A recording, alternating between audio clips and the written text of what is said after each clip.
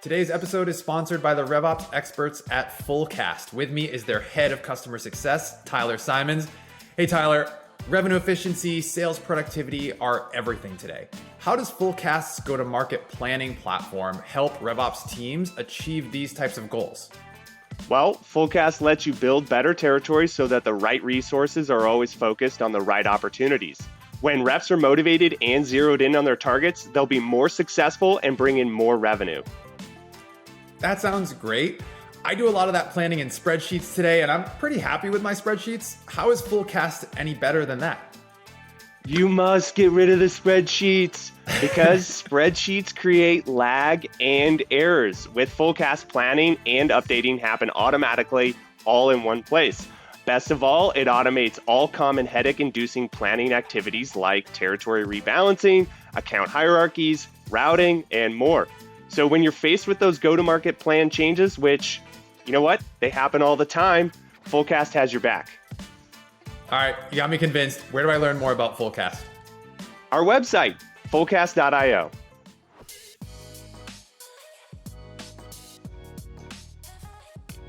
Hey everyone, welcome to Operations, the show where we look under the hood of companies in hypergrowth. My name is Sean Lane. Quick story for you.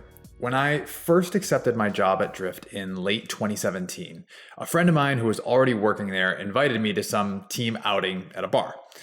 This was before I had even started, so I was a little nervous to meet some of my new teammates, but I thought it'd be a good way to get to know some people. So the company at the time didn't really have any dedicated sales ops folks, and I'll never forget, as I was being introduced around at the bar as the new sales ops hire, one of the reps literally came up and hugged me.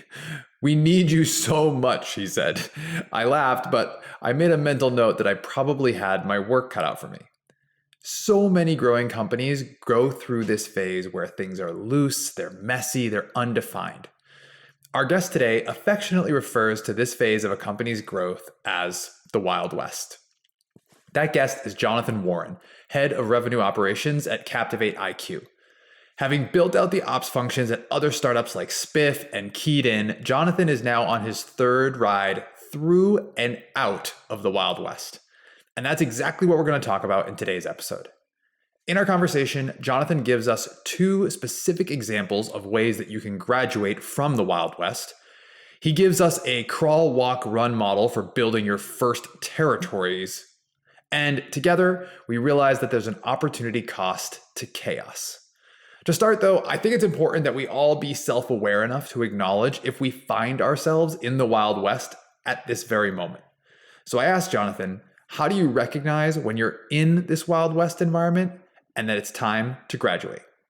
I generally think that most people don't set out with this strong desire to have a process that ends up being this wild, wild west environment. Like, this is something that you fall into kind of haphazardly because your focus is on so many other things. Oftentimes for early stage, these high growth companies, you're founder-led selling, you're pitching product solutions that don't exist anywhere except a Figma board. You're just doing so many other things to keep the lights on and just keep pouring gas on the fire while you found some product market fit, that some of the necessary process things can be overlooked. And I think as your team starts to grow, potentially as the market starts to cool off and there's the ability to have a little bit more reflection or inspection on your process and what's working and importantly what's not, I think and notably, once you hire someone in ops to take a hard look at that and actually run and drive a process change, I think that's where you need to make sure that you're investing in a number of different process areas, but particularly, in that Wild West, like our go-to-market motion. Do we have a process in place that's well-defined, that's understood by our team, and is repeatable for them to continue to find success in their prospecting motion, their ongoing sales process, whatever it is. The speed at which you can clean up that Wild West mentality is really going to be dictated by how motivated you are to solve it, because really we shouldn't be in that world to begin with at all, but so many of us find ourselves stepping into that environment or cleaning up that environment that we've let kind of persist.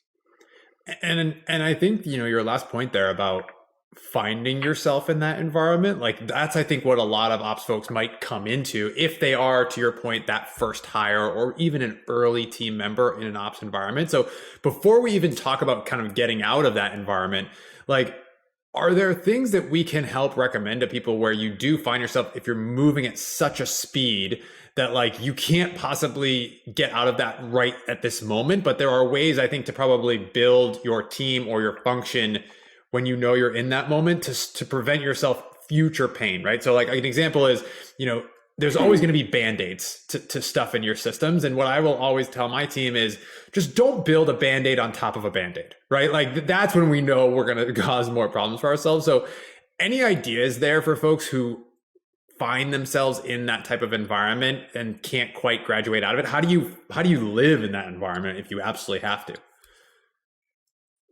Yeah, that's a tricky balance to walk because unfortunately, so many of us, particularly in small teams, have this responsibility to keep the lights on. You got to keep the ship from sinking. And so you can't just slow down to completely overhaul the process and only focus on that for a month and then deliver this perfectly bundled up new process to a team. But I think what you said is key. Let's not put band-aids on band-aids. Let's start to understand what our ideal state should look like, and again, not maybe delivering that overnight, but not taking steps in the opposite direction to make sure that the small incremental changes that we can make that will eventually get us there can help build that momentum rather than having to start from a static state and having to roll everything out again overnight. If you're sitting there nodding your head and thinking, Johnathan is describing me, I'm here to tell you it's okay. And Johnathan's going to help all of us.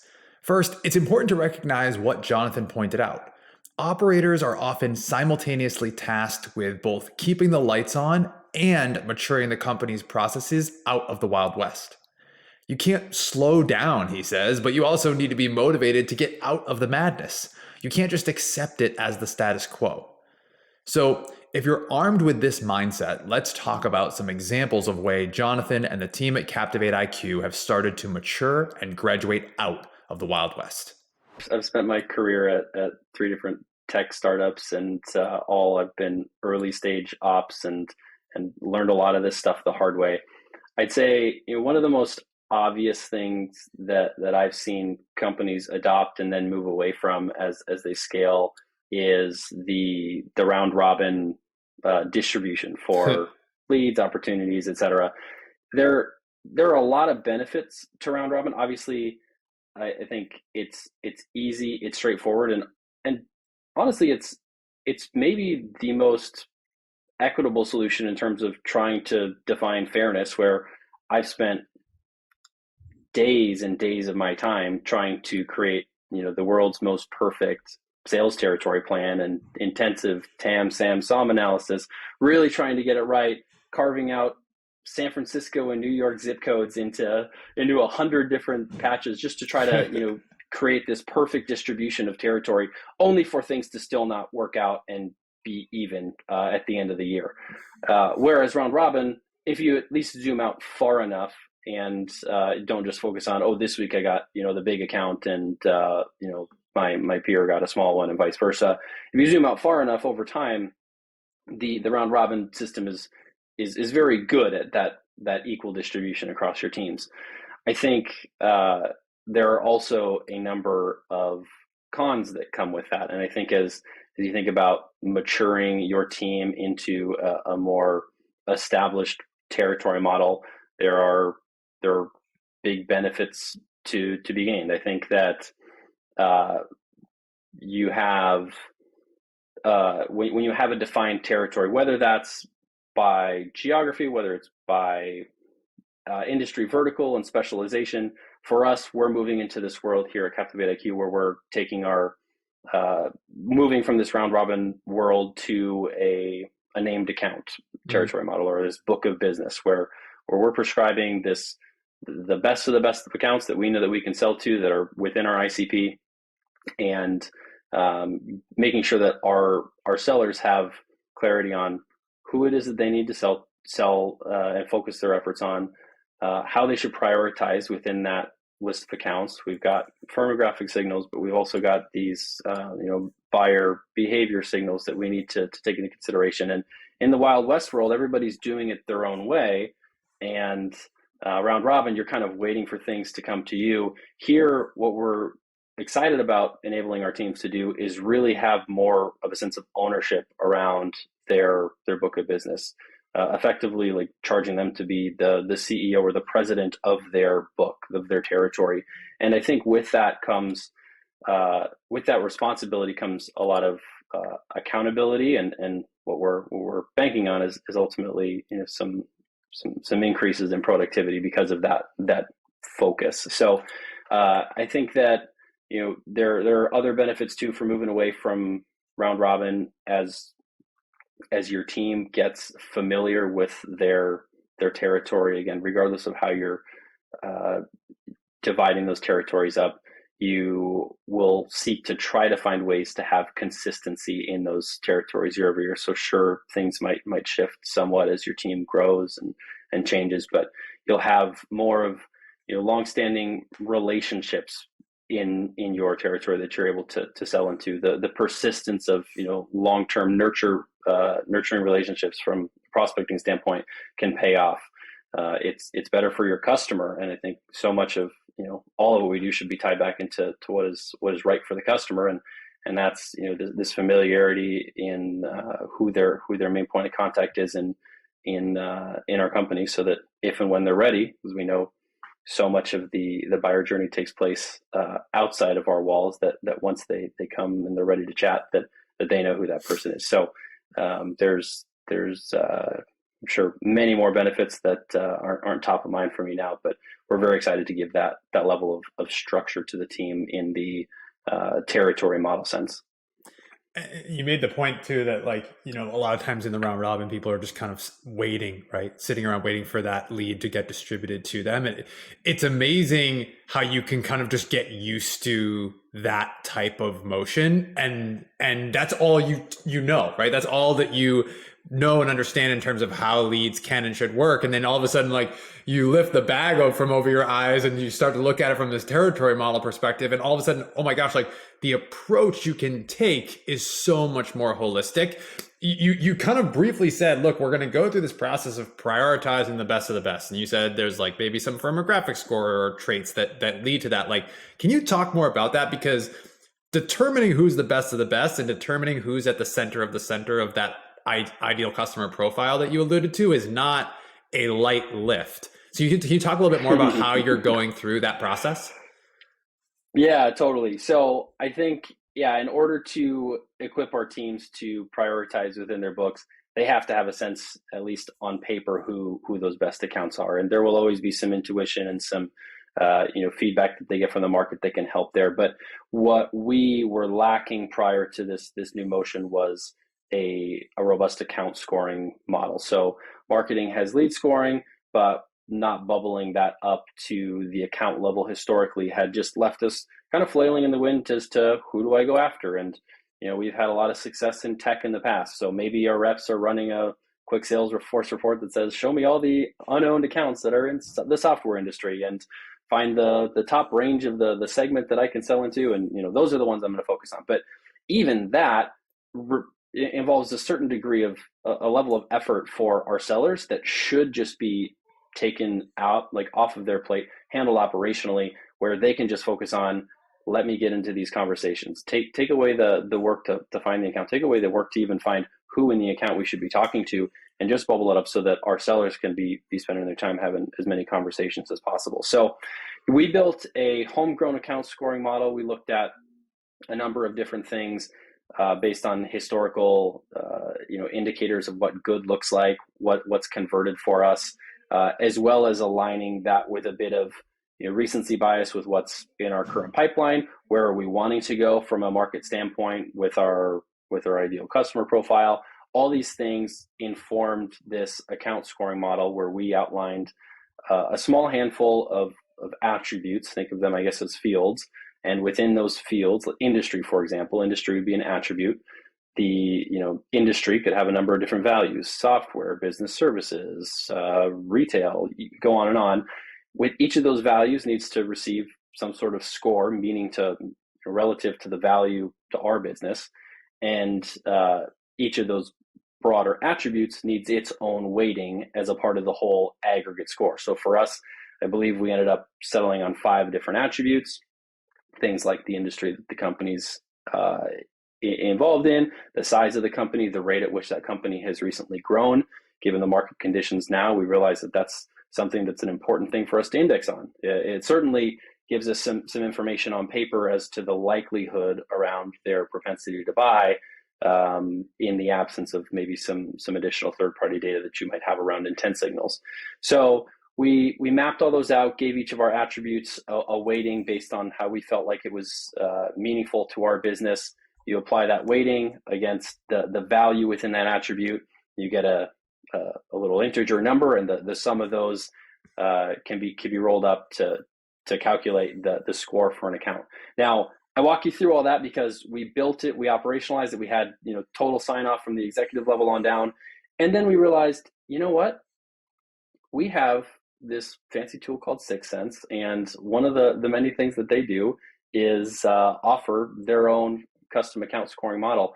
And while we had put a lot of time and effort into this homegrown model, and there were definitely some pros to our version, particularly because we got hyper focused to our business, there were enough pros that we couldn't quite solve for out of the box with our stuff that the 6 Sense giant company that they are can continue to invest and pour into their model, where we said, okay, ego aside, let's scrap our model, let's go all in here. And so we ended up we'll still use the model that we built to inform and help layer in some decisions as we think about scoring and prioritization.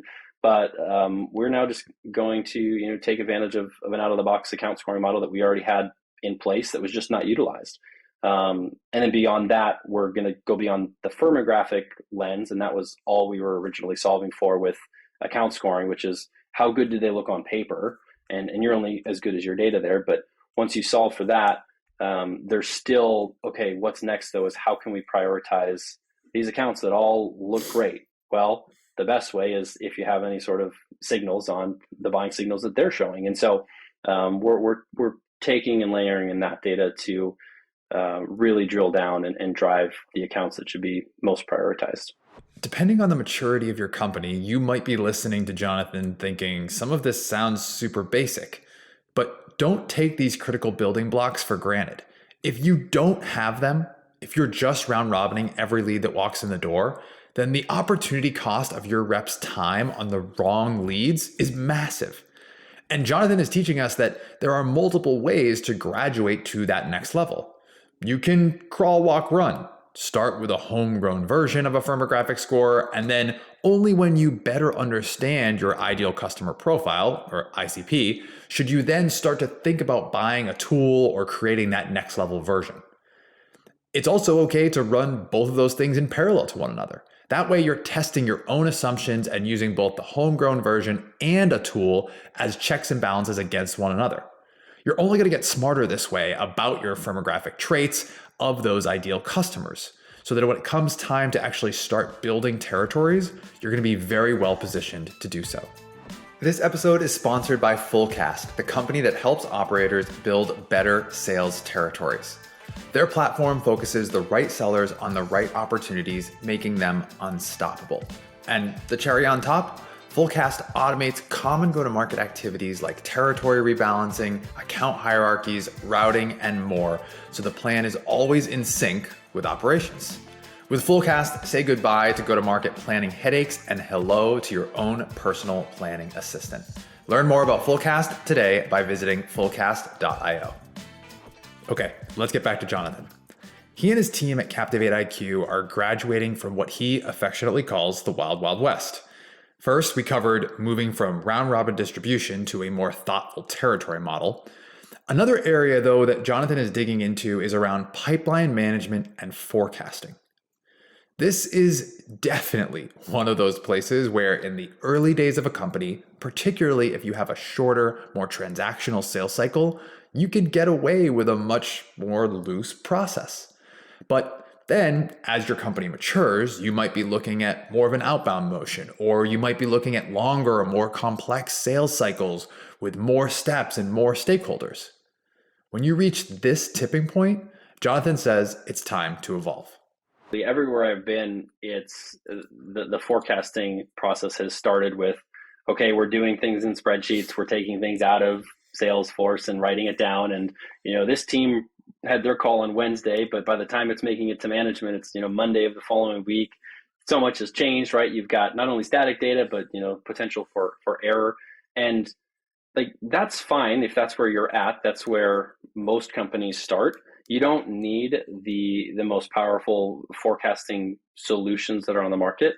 They certainly help, but I think that as you think about the maturation of your team, of your process, and what really moves the needle from a business standpoint, I mean, getting forecasting right is one of the most powerful things that you can do as a sales organ, certainly in sales leadership.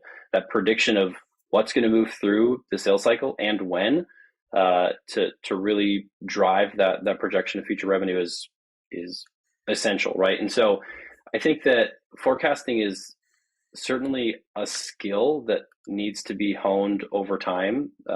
Nobody really gets, hopefully you're getting solid coaching from a manager or from someone in sales leadership that's really guiding what the forecasting process should look like. But I think for so many, it's just this, okay, gut feeling, I've got this many deals and I'm going to call this number. And then you look at your number and go, oh, yikes, well, that's not going to get me near enough to my quota. So I better put, more. Or, oh, I've got a healthy pipe and it looks like I could call way higher, but I better hedge my bets. I don't want to, overstate and sandbag a little bit. So I think there's definitely an aspect that can be solved. This maturation of your forecasting motion can be solved through technology. And that's a step that we're taking here internally to get out of spreadsheets and have a system that is structured. It's real time, connected to your data source, and you can really build an operating rhythm or cadence to that motion for your team. But if it's garbage in, you're going to get garbage out, and so you can't just throw technology at a problem here. You have to make sure that you're also laying a solid foundation for the process itself. So setting expectations and getting clear alignment on definitional things. What do we mean when we say a forecast has a category of upside or most likely or commit? How strongly should you feel around the certainty of any of those deals? There's a lot of science in sales. There's structure to sales process. You've got all these helpful sales methodologies. Pick your poison there. You've got sales stages that should be very prescriptive, have clearly defined exit criteria. This is what happens before you move it to this stage, et cetera, et cetera. But forecasting is where you actually do start to introduce that little bit of art to the science. And to not contradict what I said earlier, where it's just finger in the wind gut, yes, that still operates within some bounds of understanding what is it that my company is expecting of me here based on my understanding of these deals, and to be realistic about those deals. And again, we've fortunately got technology that helps us, even if we're not running the deal, have a good pulse on the momentum of the deal and warning signs and all of those things. But I just say that, again, you have to make sure that any sort of technological overhaul to a process like forecasting is mirrored with an overhaul or a rethinking and alignment around your general methodology and approach to it.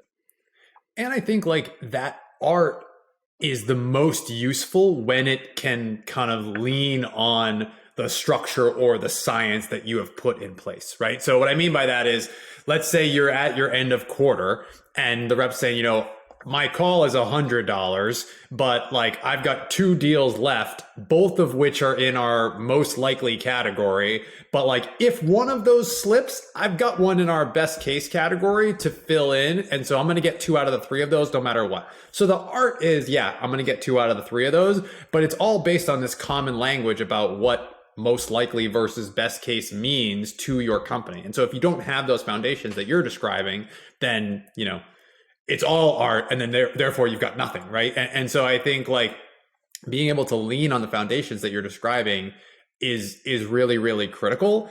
Like I would imagine too, you know, you've seen this before as you're going through this kind of maturation process. Like what I've seen a lot of times is it also depends on the expectation setting and the championing from the leadership within these groups, right? Like if ops is the only one who cares about the forecast, then good luck.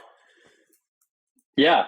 I've unfortunately built some beautiful plans that have never seen the light of day because you get to the point where you're ready to think you're ready to roll them out, and you don't have the buy-in. So won't make that mistake again. But yeah, certainly you have to have the top-down executive buy-in and support, and really not just them signing off, but like them to understand, to feel the pain of what the status quo means, so that there is really that drive and that change that's pulled through the entire team. And so, yeah, I think going back to some structure and change that's needed for us specifically around forecasting, you know, it's great to get alignment on terms, and it's great to say, hey, stop putting your number in a spreadsheet. We're going to put it in to a tool. But how do we help our account executives? How do we help our managers to really level up that forecasting beyond just, yeah, you'll get better at time. It's a muscle you build over time. And one of the things that we're, you know, incorporating into this new motion is this very prescriptive of SOP for what the forecasting cadence should look like here. And that's, I think it's so easy to fall into this trap of, okay, we did it. Congratulations. We're all now aligned on this new forecasting motion. And then every week have the same conversation over and over again, because that's just what we do here.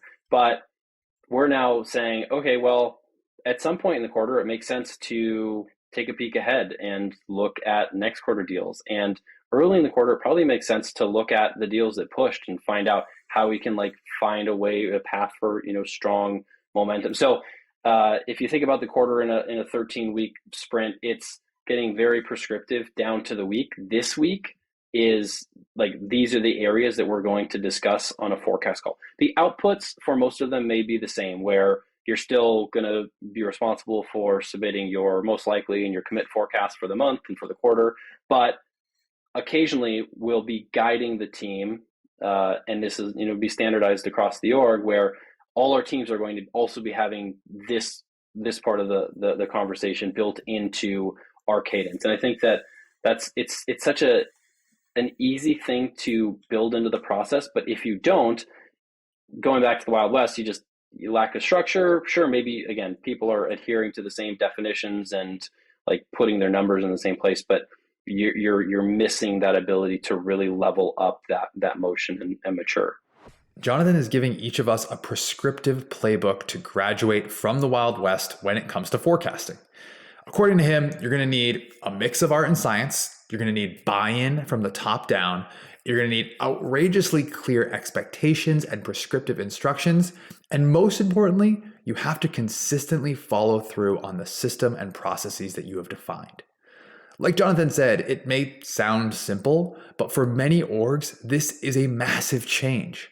Putting meetings on the calendar is the easy part.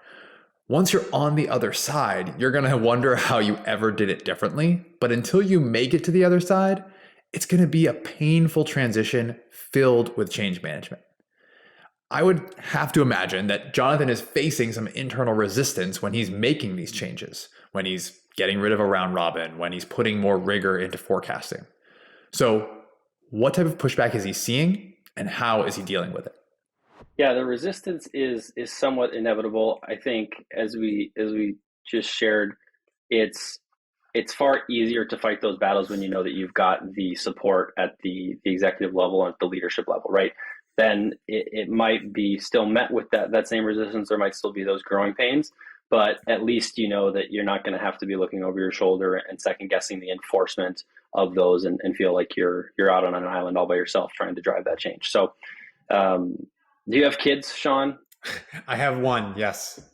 Okay, so I have two little girls, and I don't know how old yours is, but I have a 4-year-old, and she's reached that wonderful developmental stage where she's learning to assert her control over everything, and she's discovering what the word no means. And as much as it feels like someday she's just intentionally pushing all of my buttons, really what she's trying to do is find that line that she's not allowed to cross, and for her dad to uphold a boundary, right? And in doing so, while it's not always pleasant and tantrums exist, ultimately we both win by this new like shared mutual understanding of, okay, what are the rules of this game? And there's so much security, particularly for young kids, in just understanding what the boundaries look like. And so I don't mean to compare salespeople to preschoolers. That is not what I'm doing here. But regardless of where you're at in your life, in your career, I think most of us benefit from having some of those clear rules to operate within. So anecdotally, to share some work stories as we've kind of gotten some pushback in different things, or again, maybe you'd imagine we'd get pushback in different areas. We overhauled our qualification process here internally. What does it look like for a BDR to qualify a meeting and set it up for an account executive for them to then qualify and work that business? And I think generally from a qualification standpoint, at least in my world, you're never trying to solve for 100%. If your account executives are saying yes to everything, you're probably not giving them enough balls to swing at. And if conversely, if they're saying no to more than half, you probably have a misalignment on what the expectation is for, in this case, your BDRs and what they're serving up. So I've typically tried to solve for a number that's somewhere in the ballpark of 75, 85% of the opportunities, the meetings that are set actually turn into qualified business. But we had quite a bit of disalignment there on the qualification standards when I stepped into my role last fall. And while it's still maybe not perfect and maybe never will be, you would think that maybe by introducing some more restrictive boundaries on what it is that each party is responsible for in this handoff motion. After rolling out some new process here, I had a number of people reach out to me, in my Slack DM saying, thank you so much. Like, yes, maybe it's harder for me as a BDR, or maybe the total volume of opportunities that I'm going to be sending over for qualification is now down under these new standards, but at least I know what it is that is expected of me, so that I don't have to just guess, because sure, I've got a quota, like I'm going to try, but I'm going to just hope that this works and then get that slam down and shut down sometimes publicly, right? Where it's like, no, this isn't a good fit. And this is why I want, to be credited back in the round robin, going back to problems with round robins. So don't get me started there. But I think, another anecdote is with our account executives, you have sellers that are operating within different segments. For us, it's market cap, like size-based segments. And again, a lack of clarity around some of those rules of engagement had led to some consternation. And really, after just a little bit more focus on, hey, what is our rule? What is our source of truth? What are the different paths that we take if we come to this point in a conversation? It's the amount of, I guess, prescription and clarity that we can provide as ops in terms of defining the process and the expectations. These reps are now coming to me and saying, like, thank you. Like, again, maybe this is a deal that I no longer get to work now, because I now understand that this is something that I need to pass to my counterpart in a different segment, but it saves me from having to like deal with the awkwardness and the tension that comes with, I now won this deal and now all these eyes are on it, and they say, oh, this never should have been yours. And you're saying, oh, should I get paid on, like, all this stuff that can be avoided just because we're more clear from the outset what that expectation is. And so I think, across the board, I probably have a number of different anecdotes just like that, where reps are ultimately thankful for the amount of guidance that can be put in place. And I think like the lesson there too is like you're now leading with the why and like the what's in it for them to these changes, right? Because the flip side of everything you're describing is that like there's an opportunity cost to chaos, right? Like for every one of those inbound leads, once you moved into that firmographic scoring territory model, you're probably also cutting out a whole bunch of noise, right? If you're living in a round robin environment, then with no thresholds to clear in order to make it in front of the rep, like there's going to be a lot of noise. There's going to be a lot of people who are never going to buy. There's going to be a lot of people who aren't even the right persona or role or company, whatever for you. And so moving into one of these kind of maturation stages that you're describing, all of a sudden it's like, wow, like the threshold of what makes it to me and the threshold of being worth my time is so much higher, so much more clear. And then therefore you're more productive. And so like, it's hard sometimes to reach that moment where the flip is switched, but I think like inverting it to say like the opportunity cost of the way things used to be was actually massive, but because you were living in it, you didn't even necessarily recognize it at the time. Yeah, 100%. Yeah, as best as you can, always start with why. Simon Sinek, like how do we get to what's in it for you as a seller? There's oftentimes motivations from a business perspective as well. I'm in the process right now of rolling out a CPQ tool for our team. And part of what that tool will enable us to do, the first time CPQ here, is have some built-in approval rules around discounting. And in this Wild West world, right now, reps are quoting and just offering whatever, they think feels right. And the manager has to, sign off on it, but there's no guidance. And so again, by setting some standards on the discounting example, to be specific here, we're not only like helping the rep think about what are the standard kind of boundaries with I should operate within, but also like what's right for the business. And ultimately, if we can limit discounting by providing some more clear bounds of what they can do without manager approval, without vice president approval, et cetera, now they're putting more money in their pockets.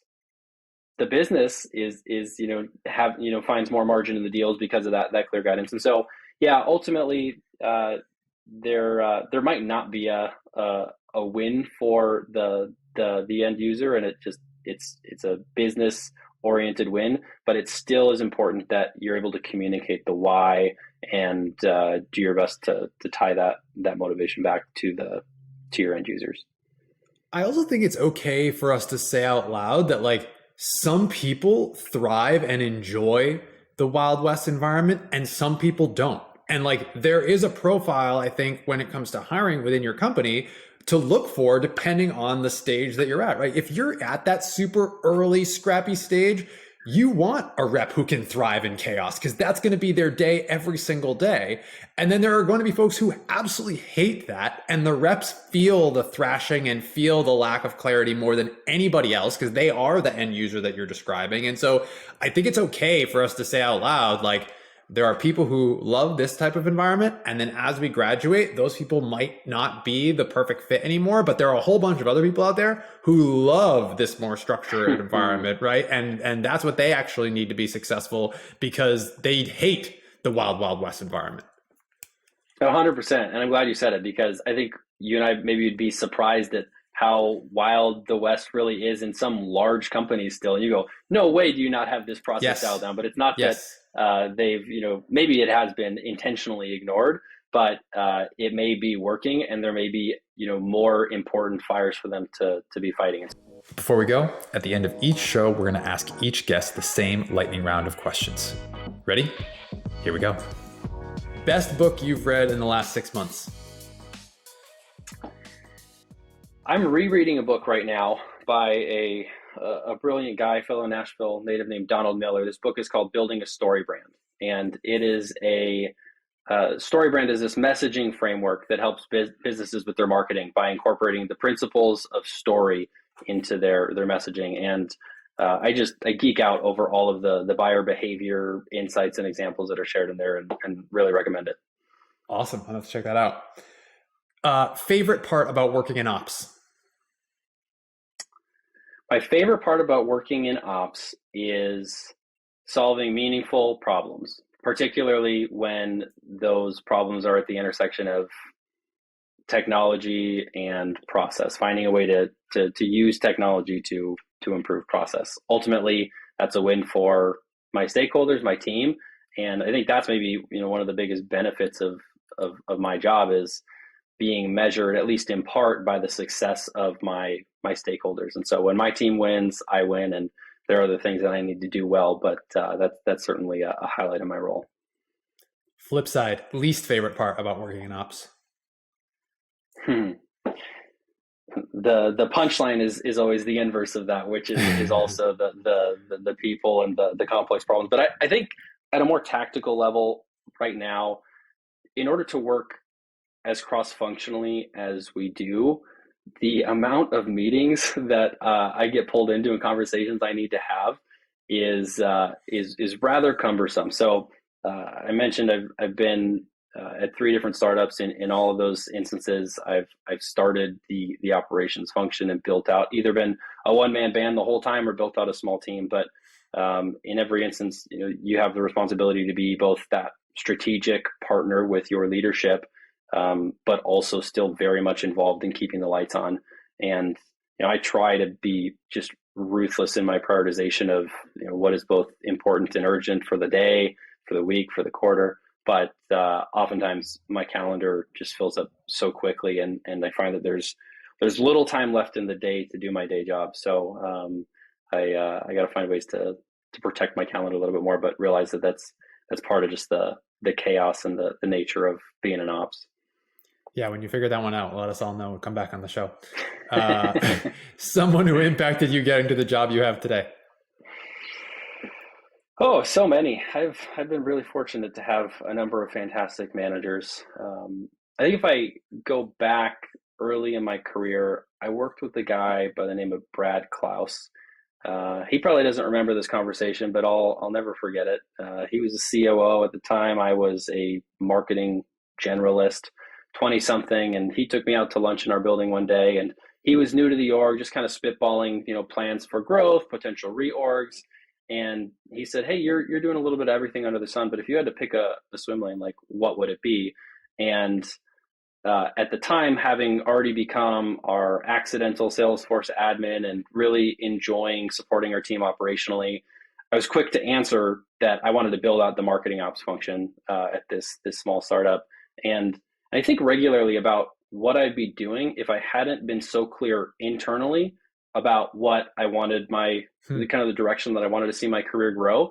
And I've realized that over the course of my career, I've been fortunate to have many fantastic leaders to work with and for, and they've all been willing to open doors for me.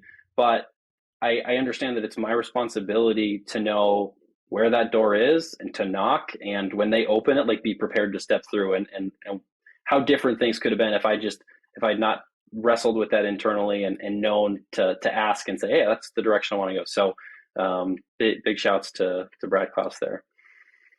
All right, last one. One piece of advice for people who want to have your job someday.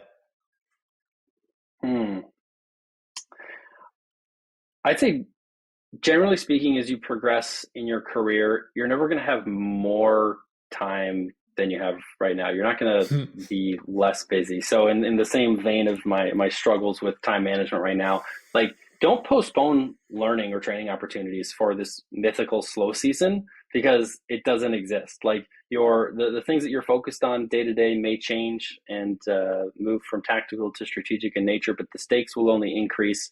And I just feel like I've wasted dozens and dozens of hours of my work time not being as proficient in Microsoft Excel or Google Sheets as I would like to have been. And I'd say that the earlier in your life you can tackle some of those foundational things and not put it off, there's just exponential time rewards in this case to be gained. So certainly invest in that time for your training, and don't wait for a time that things might slow down, because it's going to be hard to find. Thanks so much to Johnathan for being our guest on this week's episode of Operations. If you liked what you heard, make sure you're subscribed to our show so you get a new episode in your feed every other Friday.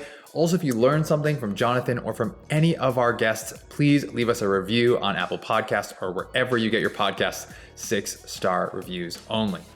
Also wanted to shout out a big thanks to our new sponsor who sponsored the entire episode, Fullcast.io. Special thanks to Dharmesh, Beth, Ashley, and Tyler from the Fullcast team for helping to make it happen.